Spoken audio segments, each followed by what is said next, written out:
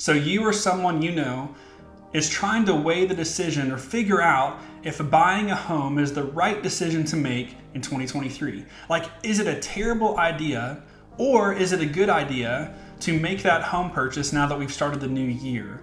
And so what I want to do today is look at three major things that we need to consider whether you're thinking about buying your first home, maybe you're making a move up or a move down, maybe you're buying an investment property, but there are three things that are really, really important to consider. So let's dive into it together and take a look. So first of all, my name is Derek Caldwell. I'm one of the team leaders here at the Caldwell Group, and we focus most of our efforts in Northern Kentucky and Cincinnati. So if you're watching this video, thank you so much for taking a look and tuning in.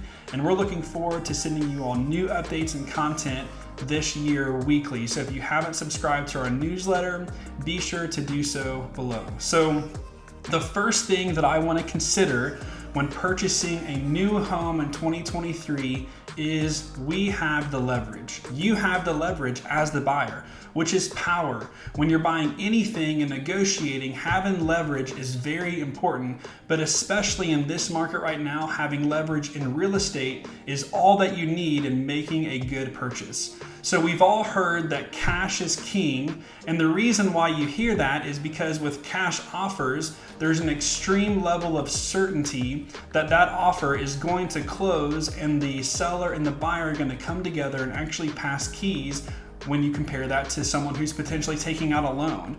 But in a market like we're in right now, having leverage is really important. So it all comes down to negotiating terms. As a buyer, you might be concerned that the down payment that you're going to have, especially those with like an FHA loan, isn't as impressive to a cash offer. And even though they're not, there's so much leverage in the marketplace right now because we're seeing FHA loans, those that are asking for seller credits and having a 3.5% down payment, get accepted more now than what they were a couple years ago. So we're seeing more leverage that the buyer has right now in the marketplace. That's the first thing to consider is leverage. The second thing that we need to consider is that the uncertainty that's around the marketplace right now creates opportunity for those that are in the marketplace. And so there are a lot of sellers that are coming on the market in fear that prices are either going to come down significantly in 2023, but on the flip side of that, there's buyers that are coming into the marketplace that are sitting on the sidelines waiting for another price decrease to hit the marketplace. And what I think is happening is that there's a stalemate between both parties. So those who are taking advantage of the market right now are those who are locking in interest rates because they know that hopefully in the next few months, year, maybe two, they're going to be able to refinance that interest rate down to something that's more that you can swallow a little bit better, because we know that the interest rates right now just aren't where they were in the past. But they're taking advantage of the marketplace right now, buying homes and knowing that they're going to be able to refinance that rate down, and they don't feel like prices are going to come down in a meaningful way. And if you follow any economics and what the predictions of the marketplace, they're not predicting a major swing down in the prices. And so investors are a great example about this. They're going into the marketplace buying opportunity because they know the future, that they can either resell those homes by fixing them up, they can rent them out, and they can refinance those interest rates for those rental properties and make better money on them in the future. And so the opportunity that we have right now, the things to consider is that uncertainty in the marketplace creates opportunity for those who want to take advantage of that. And then the last thing to consider when you're thinking about buying right now is that strengths and weaknesses. So those agents that are going to help people buy and sell homes in 2023, the strengths that they have bringing to their clients are going to be exemplified in providing service and value in everything that you do to make sure that you can provide a memorable experience. They're going to be exemplified, and the same is true for weaknesses. And so those agents who don't perform, or the sellers that are entering the marketplace that are not partnered with a professional agent who are going to go above and beyond, and they're going to have weaknesses in the presentation of their listing, that's going to be highlighted more now than ever in the past. I mean, Think about it really. Over the past couple years, it was easy to list a home on the market. It had 1 or 2 photos, it needed some work, and it got eaten alive by buyers because there was only a couple of opportunities and listings in the area.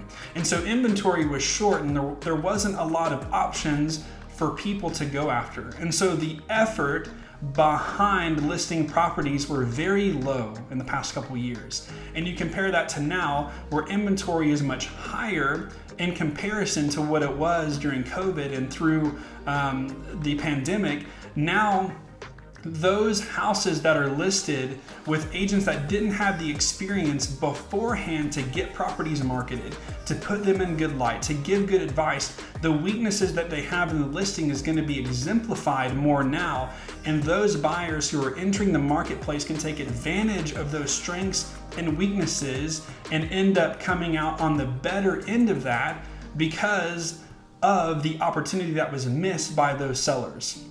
And so what does that mean for a buyer? Well, if a home isn't really fixed up and clean, it might mean that the seller is not looking for top dollar or getting the highest amount of money for their home. And so what buyers can do is go in and offer maybe several percent below market value, which is very important to know that market value is different than list price. And I think a lot of sellers need to understand that because we're seeing a lot of homes being priced above market value.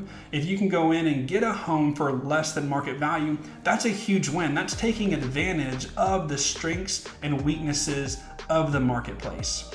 And so if you're thinking about buying and you don't want to start looking until the spring or summer, that's completely fine. But what I would encourage you is to have these conversations either with yourself, with your spouse, with an agent such as ourselves and our team, and in a way that's preparing you to take advantage of these opportunities once they present themselves. So these are 3 things to consider. We need to consider leverage in the marketplace and how we can take advantage of that to be better buyers, to create opportunity for ourselves that we didn't have beforehand. And the second thing is uncertainty in the marketplace. It creates opportunity for those who want to chase after it and leverage that opportunity for themselves. And the last thing is knowing the strengths and weaknesses surrounding the purchase are only going to make you a better buyer at the end of the day. So if you have any questions, please get a hold of myself, our team. We're ready and we are so excited for what 2023 has to bring to our market. We think there's tons of leverage and opportunity and a lot of strengths and weaknesses that we can leverage for our clients. And so our information will be below. Please take advantage of that. And I wish you all the best in your home search in 2023.